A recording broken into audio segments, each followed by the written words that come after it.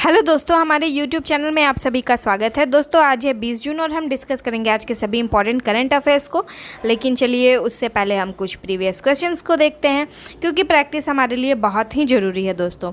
तो देखिए आज का हमारा पहला प्रश्न है, 19 जून 2022 को 44वें शतरंज ओलंपियाड के लिए ऐतिहासिक मसाल रिले का शुभारंभ कौन करने जा रहा है। अगला प्रश्न है, महिलाओं के रोजगार को बढ़ावा देने के लिए किस सोशल नेटवर्क और संयुक्त राष्ट्र की महिलाओं ने समझौता किया है। तीसरा प्रश्न है, 23 जून 2022 को कौन सा देश 14वें ब्रिक्स शिखर सम्मेलन की मेजबानी करने जा रहा है। चौथा प्रश्न है, फ्रांस की प्रमुख ऊर्जा company total energies Adani group समूह के हरित हाइड्रोजन उद्यम में कितना प्रतिशत हिस्सेदारी हासिल करेगी। दोस्तों पांचवा प्रश्न है, 2022 स्काईट्रैक्स वर्ल्ड एयरपोर्ट अवार्ड्स में किस हवाई अड्डे को भारत और दक्षिण एशिया के सर्वश्रेष्ठ क्षेत्रीय हवाई अड्डे के रूप में सम्मानित किया गया है। आइए दोस्तों अब हम देखेंगे 20 जून के करंट अफेयर्स को। दोस्तों जो भी प्रैक्टिस वाले क्वेश्चन है उसका आंसर आप हमें फटाफट कमेंट बॉक्स में बताइए। और साथ ही अगर आपको इसका PDF चाहिए दोस्तों तो हम आपको अपने टेलीग्राम चैनल पे इसको प्रोवाइड कर देते हैं, जिसको आप वहाँ से डाउनलोड कर सकते हैं दोस्तों। और साथ ही में आप लोगों के लिए BSSC CGL 3 एग्ज़ाम के लिए प्रैक्टिस सेट भी चलवाया जा रहा है, तो आप लोग ज़रूर उसको देखें ताकि आप लोग अपनी तैयारी को और भी बेहतर कर पाएँ दोस्तों। चलिए पहले प्रश्न के साथ हम शुरू करते हैं। पहला प्रश्न है, किस देश ने अपना तीसरा सबसे उन्नत विमान वाहक पोत फुजियान लॉन्च किया है। दोस्तों ऑप्शन है चाइना, जापान, साउथ कोरिया या रसिया। तो राइट आंसर है ऑप्शन नंबर ए, यानी कि यह उन्नत विमान वाहक पोत किसका है, तो चाइना का है दोस्तों। यह चाइना का पहला पूर्ण रूप से घरेलू निर्मित नौसैनिक पोत है। इसके साथ ही चाइना का पहला विमान वाहक पोत लियोनिंग और दूसरा विमान वाहक पोत सोडोंग है। आइए अगले प्रश्न को देखते हैं दोस्तों। हमारा अगला प्रश्न है, विश्व शरणार्थी दिवस प्रतिवर्ष किस तिथि को मनाया जाता है। ऑप्शन है 30 जून, 22 जून, 20 जून या 19 जून। तो यहाँ राइट आंसर है ऑप्शन नंबर सी, यानी कि 20 जून को प्रतिवर्ष विश्व शरणार्थी दिवस के रूप में मनाया जाता है। हम देखेंगे यहाँ पे कि यह दिवस क्यों मनाया जाता है। दोस्तों जो शरणार्थी होते हैं उन्हें बहुत सारे ऐसे सिचुएशंस होते हैं जिससे उनको गुजरना पड़ता है, उनकी दुर्दशा को समझने और उनके जीवन को एक नया मोड़ देने, उनके जीवन के एक नए निर्माण के लिए इस दिवस को मनाया जाता है, ताकि लोगों के द्वारा उनकी समस्याओं को समझा जा सके। दोस्तों हम इस वर्ष की थीम को देखेंगे, जो कोई भी जहाँ कहीं भी जब भी सभी को सुरक्षा मांगने का अधिकार है। दोस्तों इस वर्ष का यह थीम है और सुरक्षा मांगना एक मानव का अधिकार होता है। इसका अर्थ है शरण लेने का अधिकार और सुरक्षित पहुंच, अपने देश लौटने के लिए कोई ज़बरदस्ती नहीं, सीमाओं पर कोई भेदभाव नहीं, मानवीय व्यवहार ही इसका एक अर्थ है, मतलब इस वर्ष के थीम का अर्थ है दोस्तों। आइए आगे देखते हैं। यह दिन पहली बार कब मनाया गया था, तो 2001 को मनाया गया था। और यह क्यों मनाया गया था, तो 1951 में शरणार्थी सम्मेलन शुरू किया गया था दोस्तों। उसी के 50वें वर्षगांठ के उपलक्ष्य में यह जून 2001 से शुरू किया गया। साथ ही हम देखेंगे कि इसे मूल रूप से अफ्रीका शरणार्थी दिवस के रूप में जाना जाता है, लेकिन दिसंबर 2000 में संयुक्त राष्ट्र महासभा के द्वारा इस दिन को मान्यता दिए जाने के बाद यह विश्व शरणार्थी दिवस के रूप में मनाया जाने लगा। आगे हम देखेंगे, भारत 1951 में शरणार्थी सम्मेलन या इसके 1967 प्रोटोकॉल का पक्षकार नहीं है और भारत के पास राष्ट्रीय शरणार्थी संरक्षण ढांचा भी नहीं है। ये बातें मेरे को अच्छी लगी, सो मैंने यहाँ पे ऐड किया है दोस्तों। चलिए आगे देखते हैं अगले प्रश्न को। हमारा आज का अगला प्रश्न है, निम्न में से किस IIT संस्थान ने सेप्टिक टैंक को साफ करने के लिए रोबोट विकसित किया है। दोस्तों ऑप्शन है IIT Delhi, IIT Mumbai, IIT Madras या IIT खड़गपुर। तो दोस्तों राइट आंसर है ऑप्शन नंबर सी, यानी IIT मद्रास के द्वारा अभी हाल ही में सेप्टिक टैंक को साफ करने के लिए रोबोट को विकसित किया गया है।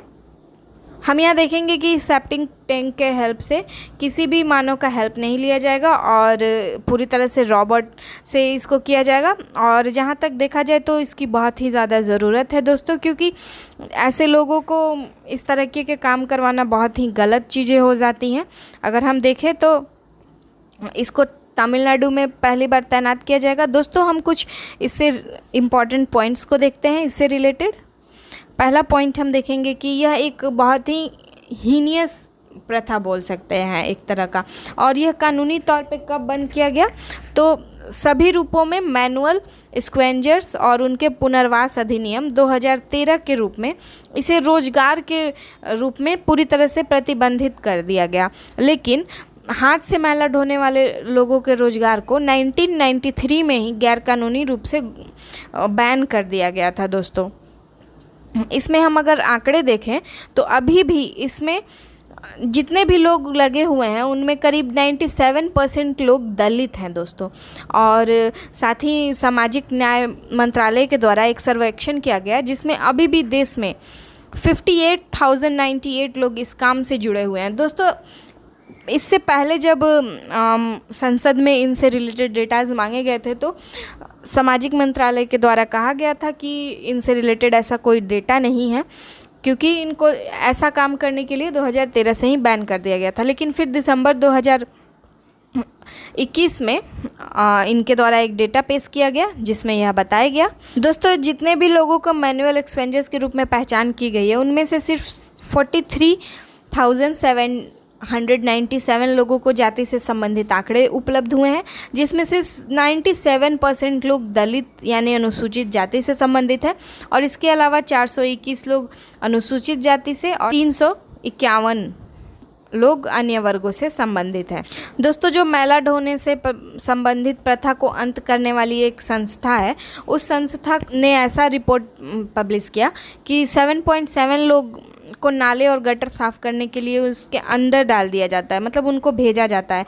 जिसकी वजह से 1760 मौतें अभी तक दर्ज की गई है दोस्तों। और जब ऐसे लोग नालों में घुसते हैं साफ़ करने के लिए तो उसमें जहरीली गैसें होती हैं जिसको सूंघने से उनकी मौत हो जाती है दोस्तों। मैं अपना एक पर्सनल एक्सपीरियंस अगर शेयर करूं तो मैंने पटना म्यूनसिपल कॉरपोरेशन में कुछ दिनों तक काम किया था, जिसमें कि दोस्तों मैंने इन्हें काफ़ी नज़दीक से देखा है और इनके बारे में जाना है। ये लोग पहले ही बहुत ज़्यादा प्रताड़ित हैं, यानी कि बहुत ही परेशान रहते हैं। और अगर हम लोग के द्वारा अगर कुछ इनके लिए कुछ अच्छा किया जा सकता है तो वो ये है कि हेट्रेट ना हो। हम लोग ये नहीं सोचते हैं कि जो भी इनके द्वारा काम किया जा रहा है, यानी जो भी ये गंदगी साफ़ कर रहे हैं या कुछ भी, वो हम ही लोगों के द्वारा फैलाई जा रही है। ऐसा नहीं है कि वो खुद फैला रहे हैं। तो फिर ऐसा हमारे पास उनके लिए हेट क्यों होता है, ये समझ में नहीं आती है। तो एक अगर हम लोगों के तरफ से अगर कुछ एक अच्छा पॉइंट हो सकता है तो हम लोगों को इनको जितना हो सके रिस्पेक्ट देना चाहिए, समाज में एक इक्वल दर्जा मिलना चाहिए इन लोगों को। चलिए, अगर आप लोगों को इससे रिलेटेड कुछ और भी बातें जाननी हो तो आप लोग कमेंट बॉक्स में ज़रूर बताएं, मैं उस पर एक सेपरेट वीडियो बनाऊंगी। इसमें डिस्कस करना ज़्यादा सही नहीं है। आप लोग फ़ोटोज़ में देख सकते हैं, हम लोग ऐसा कभी सोच भी नहीं सकते हैं कि हम लोग ऐसा कभी करेंगे, लेकिन फिर भी ये लोग ऐसा करते हैं दोस्तों। जब ये नाले में घुसते हैं ना तो ये लोग बताते हैं कि इनके जो फैमिलीज़ होती है ना, उनकी सांसें अटक जाती है कि 3-3 4-4 दिन तक ठंडी के दिनों में बड़े बड़े नालों में ये घुसते हैं साफ़ करने के लिए। सेप्टिक टैंक्स जिसमें कि पूरा स्टूल भरा रहता है दोस्तों, इसमें उन लोगों को एंटर करना पड़ता है दोस्तों। ये देखिए किस तरीके से ये लोग साफ़ कर रहे हैं अंदर जाके। चलिए अगले प्रश्न को देखेंगे। अगला प्रश्न है, निम्न में से कौन सा देश पहली बार नाटो शिखर सम्मेलन में भाग लेने जा रहा है? दोस्तों ऑप्शन है जापान, चाइना, अमेरिका या ऑस्ट्रेलिया। तो दोस्तों जो राइट आंसर है वो है ऑप्शन नंबर ए, यानी जापान नाटो शिखर सम्मेलन में पहली बार भाग लेने जा रहा है दोस्तों। और फुमियो किशिदा जो कि यहाँ के प्रधानमंत्री है वो इसमें भाग लेंगे और नाटो में भाग लेने वाले जापान के पहले प्रधानमंत्री बन जाएंगे या पहले नेता बन जाएंगे। साथ ही साउथ कोरिया के राष्ट्रपति यूंग सुक योल भी इसमें भाग ले रहे हैं। नाटो में कितने सदस्य हैं दोस्तों? तो नाटो में 30 देशों का एक अंतर सरकारी सैन्य गठबंधन है। जापान नाटो का सदस्य नहीं है लेकिन फिर भी इसमें वह भाग ले रहा है, क्योंकि दोस्तों जब रसिया और यूक्रेन का युद्ध चल रहा था तो जापान ने भी यूक्रेन को बहुत हेल्प किया था, यानी रक्षात्मक आपूर्ति की थी। और ऐसे अन्य 7 देशों का समूह भी है जिसने मिलकर रसिया पर काफ़ी रिस्ट्रिक्शंस भी लगाए थे, इसलिए जापान इस वर्ष इसमें शामिल होने जा रहा है। हम देखेंगे नाटो का गठन कब हुआ था, तो 4 अप्रैल 1949 को। नाटो का मुख्यालय ब्रुसेल्स बेल्जियम में है। यहाँ के महासचिव जेंस स्टॉलनबर्ग हैं और साथ ही कुल सदस्यों की संख्या 30 है। आइए अगले प्रश्न को देखते हैं। सरकार ने CAPF और असम राइफल्स में अग्निवीरों के लिए कितने प्रतिशत आरक्षण की घोषणा की है? ऑप्शन है 5%, 7%, 10% या 15%। तो दोस्तों जो राइट आंसर है वो है ऑप्शन नंबर सी, यानी कि असम राइफल्स भर्ती में अग्निवीरों के लिए 10% की आरक्षण की सुविधा दी गई है सरकार के द्वारा। चलिए अब आगे प्रश्न को देखते हैं हम लोग। अगला प्रश्न है जियो बीपी और किसने 2030 तक क्लाइमेट ग्रुप और 100% ईवी फ्लीट की ईवी 100 पहल के समर्थन करने के लिए समझौता किया है? दोस्तों ऑप्शन है स्विगी, जोमेटो, फोरस्क्वायर या मेटा। यहाँ राइट आंसर है ऑप्शन नंबर बी, यानी जोमेटो के द्वारा यह समझौता किया गया है। दोस्तों जियो बीपी रिलायंस इंडस्ट्री लिमिटेड और बीपी के बीच ईंधन और गतिशीलता संयुक्त उद्यम जोमेटो को ईवी गतिशीलता सेवाएं प्रदान करेगा और साथ ही अंतिम मील डिलीवरी के लिए Jio BP pulse branded battery swapping station तक पहुंचाने में ये हेल्प करेगा। जोमेटो का मुख्यालय कहाँ है? गुरुग्राम, हरियाणा। और इसके सीईओ कौन है? दीपेंद्र गोयल।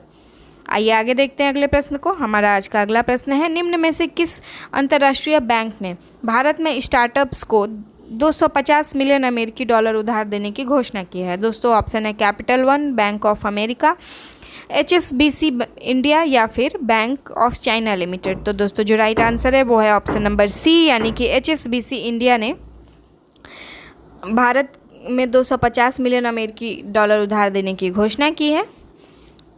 चलिए यहाँ हम देखेंगे कि हांगकांग और Shanghai bank corporation limited India Bharat में स्टार्टअप्स को 250 मिलियन अमेरिकी डॉलर देगा और यह दुनिया का तीसरा सबसे बड़ा स्टार्टअप इकोसिस्टम में उच्च विकास तकनीक के नेतृत्व वाले स्टार्टअप को ऋण दिया जा रहा है। चलिए आगे देखेंगे। HSBC इंडिया की स्थापना 1853 में हुई थी। इसका मुख्यालय कहाँ है? तो मुंबई, महाराष्ट्र में है। दोस्तों इसके सीईओ कौन है? हितेंद्र दवे, अभी HSBC इंडिया के सीईओ हैं। आज का अगला प्रश्न है निम्नलिखित में से हेट स्पीच का मुकाबला करने के लिए अंतर्राष्ट्रीय दिवस कब मनाया जाता है? ऑप्शन है 17 जून, 18 जून, 19 जून या 20 जून। तो दोस्तों जो राइट आंसर है ऑप्शन नंबर बी है, यानी कि 18 जून को प्रतिवर्ष हेट स्पीच मुकाबला करने के लिए दिवस मनाया जाएगा। दोस्तों यह वर्ष इसी वर्ष से शुरुआत किया गया है मनाने के लिए।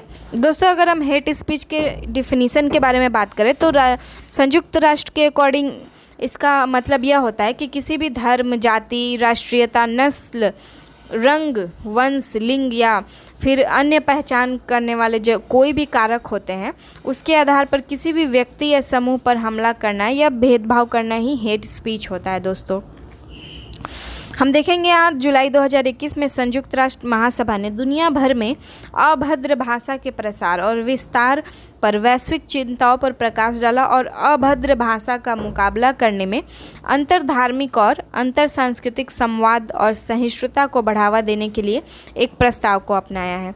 यह दिवस पहली बार मनाया जा रहा है दोस्तों 2022 में। इस वर्ष का थीम क्या है? तो थीम है हेट स्पीच और अग्रिम समावेश, गैर भेदभाव और शांति के मूल कारणों को संबोधित करने के लिए शिक्षा की भूमिका। आइए अगले प्रश्न को देखते हैं। दोस्तों अगला प्रश्न है निम्न में से कौन सा राज्य MFL पोर्टफोलियो के मामले में सबसे बड़ा राज्य बन गया है? ऑप्शन है तमिलनाडु, बिहार, केरल या आंध्र प्रदेश। तो जो राइट आंसर है वो है ऑप्शन नंबर ए, यानी कि तमिलनाडु MFL पोर्टफोलियो के मामले में सबसे बड़ा राज्य बन गया है। अब हम देखेंगे MFL का मतलब क्या है होता है। तो दोस्तों माइक्रो फाइनेंस ऋण होता है इसका मतलब। दोस्तों तमिलनाडु से पहले कौन था? तो पश्चिम बंगाल था, लेकिन अब यह तीसरे स्थान पे चल गया है क्योंकि दूसरे स्थान पर अब कौन आ गया है? बिहार। आइए अगले प्रश्न को देखेंगे। हमारा आज का अगला प्रश्न है RBI ने कितने रुपए तक लेन देन के लिए ई जनादेश सीमा बढ़ाई है? दोस्तों ऑप्शन है 6,000, 7,000, 8,000 या 15,000। तो जो राइट आंसर है वो है ऑप्शन नंबर डी, यानी 15,000 रुपये तक के लेन देन के लिए ई जनादेश की सीमा को बढ़ा दी है। चलिए इसका मतलब क्या है? 15,000 रुपये प्रति लेन देन के भुगतान के लिए अतिरिक्त प्रमाणीकरण की आवश्यकता नहीं होगी। RBI गवर्नर कौन है? शक्तिकांत दास। इसका मुख्यालय मुंबई, महाराष्ट्र में स्थित है। चलिए अगला प्रश्न देखेंगे। अगला प्रश्न है मुंबई स्थित फिनटेक प्लेटफॉर्म कैसे ने किस सोशल मीडिया पर तत्काल क्रेडिट लाइन सेवा शुरू की है? दोस्तों ऑप्शन है व्हाट्सएप, मेटा, इंस्टाग्राम या ट्विटर। इसका राइट आंसर है ऑप्शन नंबर ए, यानी कि फिनटेक प्लेटफॉर्म कैसे ने अभी व्हाट्सएप पे क्रेडिट लाइन सेवा को शुरुआत किया है। आगे देखते हैं। कंपनी इंस्टेंट मैसेजिंग प्लेटफॉर्म पर अपनी आर्टिफिशियल इंटेलिजेंस संचालित चैट क्षमता का उपयोग करके 30 सेकंड के भीतर ग्राहकों को ऋण प्रदान करेगा दोस्तों इसके हेल्प से। दोस्तों कैसे क्या है, तो यह एक मोबाइल केबल क्रेडिट आधारित वित्तीय कल्याण मंच है जिसे 2016 में वी रमन कुमार के द्वारा स्थापित किया गया था। हम लोग प्रैक्टिस वाले क्वेश्चंस को देख लेते हैं दोस्तों। पहला प्रश्न था 19 जून 2022 को 44वें शतरंज ओलंपियाड के लिए ऐतिहासिक मशाल रिले का शुभारंभ कौन करने जा रहा है। इसका राइट आंसर था प्रधानमंत्री मोदी जी के द्वारा किया जा रहा है। अगला प्रश्न है महिलाओं के रोजगार को बढ़ावा देने के लिए किस सोशल मीडिया नेटवर्क और संयुक्त राष्ट्र की महिलाओं ने समझौता किया है। राइट आंसर है लिंक्डइन ने। अगला प्रश्न है 23 जून 2022 को कौन सा देश 14वें ब्रिक्स शिखर सम्मेलन की मेजबानी करने जा रहा है दोस्तों। तो इसका राइट आंसर है ऑप्शन नंबर सी, यानी चाइना के द्वारा इसका मेजबानी किया जाएगा इस वर्ष। अगला प्रश्न है फ्रांस की प्रमुख ऊर्जा कंपनी टोटल एनर्जी अडानी समूह के हरित हाइड्रोजन उद्यम में कितने प्रतिशत की हिस्सेदारी हासिल करेगी दोस्तों। राइट आंसर है ऑप्शन नंबर डी, यानी 25% की। अगला प्रश्न है 2022 sky tracks world airport awards में किस हवाई अड्डे को भारत और दक्षिण एशिया का सर्वश्रेष्ठ हवाई अड्डा के रूप में सम्मानित किया गया है। तो दोस्तों राइट आंसर है ऑप्शन नंबर सी, यानी बेंगलुरु में स्थित कैपेगोंडा अंतर्राष्ट्रीय हवाई अड्डा भारत और दक्षिण एशिया के सर्वश्रेष्ठ हवाई अड्डे में शामिल हो गया है दोस्तों।